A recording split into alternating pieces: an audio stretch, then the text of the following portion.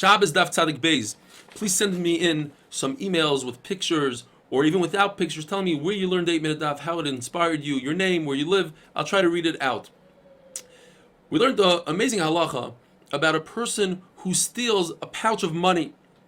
As he lifts it up, he's over on Geneva. When he takes it out from Rosh Hashanah to Rosh Hashanah, he's over on Eitzah. Those two things happen at two different times. However, if he dragged the pouch out from Rosh Hashanah to Rosh Hashanah, stealing the money and the Isser Shabbos come simultaneously, and then we say Kamlei b'derabbi minei, he's only chayiv on the greater Isser, which is Isser Shabbos, which is a chiyuv misa versus the money. Rabbi Yochanan who holds eged klishmei eged, everything that's in this pouch goes by the pouch, and not what's in the pouch. So all the money is in the pouch, and you're only chayiv once the entire pouch comes out of the Rosh Hashanah into the Rosh Hashanah. However, if the opening of the pouch faces the Rosh Hashanah and he has access to the money, he's chayiv on gneva before the pouch comes out completely because he could access the money. So they don't happen simultaneously. However, if the pouch is flipped over, although he has access from the back, but we're dealing with larger pieces of silver, says the Gemara, and therefore we go by the money. Since some of the silver is in the Rosh Hashanah, he's not chayiv until everything comes out. The Gemara says, what about the shnatzim, these drawstrings that close the pouch?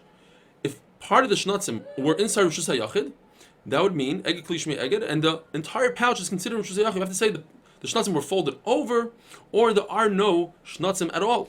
Abaye and Rava reverse their shittas later on in life, and Rava holds that eged kli shmei eged, and Abaye says eged kli lo shmei eged. Therefore, we have to flip a memra of a machlokes between Abaye and Rava.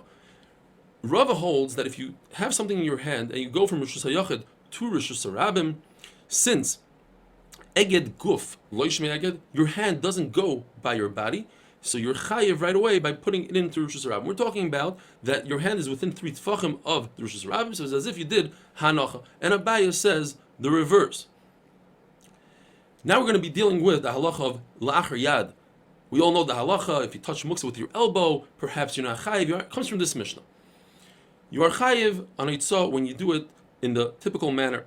You carry it with your right hand, with your left hand, you carry it in your chest like you carry a baby, you carry it on your shoulders like B'nai Kahas did in the Midbar. But what if you carried something on your feet, in your mouth, if it's not food, in your marpeg, according to Taisvis, armpit, or in your elbow, you carry something in your ear, or in your hair, or you have an upside down money belt. You carry between your belt and your garment, and in your shoe or sandal. These are all shalei kederech, and you are patur. Rabbi says, although Rosh Hashanah is up to 10 tefachim, if you carry something above 10 tefachim, and that's how B'nai Kahas did, you are chayiv. He says, Moshe Rabbeinu must have been at least 10 amas high, which is about 20 feet tall. And that is because Moshe Rabbeinu himself put the Urias HaMishkan on top of the Mishkan, and that was 10 amas high. Therefore, we could assume that all Levim were approximately 10 amas tall. And they carried the Mizbeach on their shoulders. And we know the Mizbeach was 10 amas, and you typically carry something 2/3 below your shoulder and 1/3 above. That would leave 3.3 amas, which is 20 tefachim, between the bottom of the Mizbeach and the ground.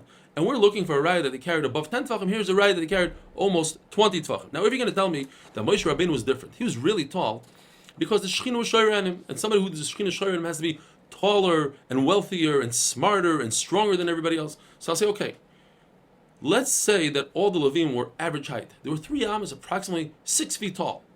But don't forget, they also carried the Aron. The Aron was only 9 tefachim, plus the Kapiris, another tefach, but it was 9 tefachim. And if you do 2/3 below their shoulder and 1/3 above the shoulder, it comes out that there was 11.3 tefachim between the bottom of the Aron and the ground, because their shoulder was approximately 18 tefachim tall. Reb Chia says that even Anshe Hutzal, the people of Hutzal, used to carry things on their heads like barrels of wine and oil. If someone like that went out on Shabbos with something on his head, he would be patur, because they are the minority and we don't go by them. If somebody wanted to take out a fanny pack, a wallet, and put it in back of him, and it came out to go to the front of him, he is chayiv, because he only intended to do a shmira prusa, to watch it not the best way. In front is a much better shmira, and therefore he's certainly chayav. But in the reverse, he tried to put it on the front, and it flipped to his back, he's patur because it went from a shmira me'ula to a shmira chusa. And according to Reb Lazar, it's two different mandarmim saying this. The Mishnah says an interesting lashon. Be'emes amru. The Gemara tells us that means this is halacha.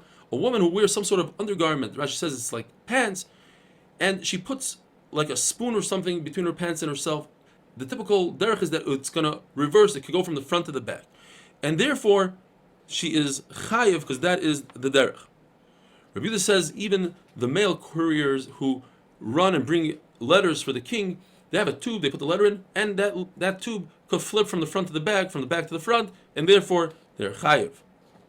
According to everybody, if somebody put something, a fanny pack on his back, and it remained on his back, according to everybody, he's chayiv because his intention was done as he intended.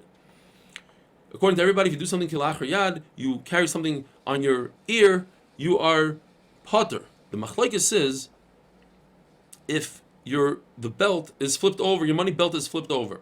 According to Rabbi Yehuda, that's similar to somebody who went out lechatchila putting his money belt on his back and it stayed on his back and he's chayiv. According to Chacham, that's still considered kilachar yad. That's not the normal way to wear a money belt because the money could fall out if it's upside down.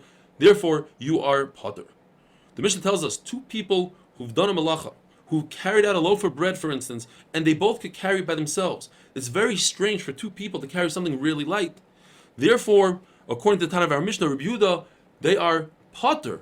According to Rabbi Shimon as well, pater because it's very unusual to carry like that. However, if it's an extremely heavy item, like a beam, like iguli dveila, where one person by himself can't carry it, you need a second person. So that's the normal way to carry it with two people. So according to Rabbi Shimon, you're pater. He has a special limud, as we're going to see tomorrow. And according to Rabbi Yehuda and Rabbi Meir, you're chayiv. What about a case where one person is really strong, he could carry it. The other person, he's carrying it with one finger, or he's not that strong. According to everybody, the person who could carry it is capable of carrying it. He is chayiv, and the second person is pater. Have a wonderful day.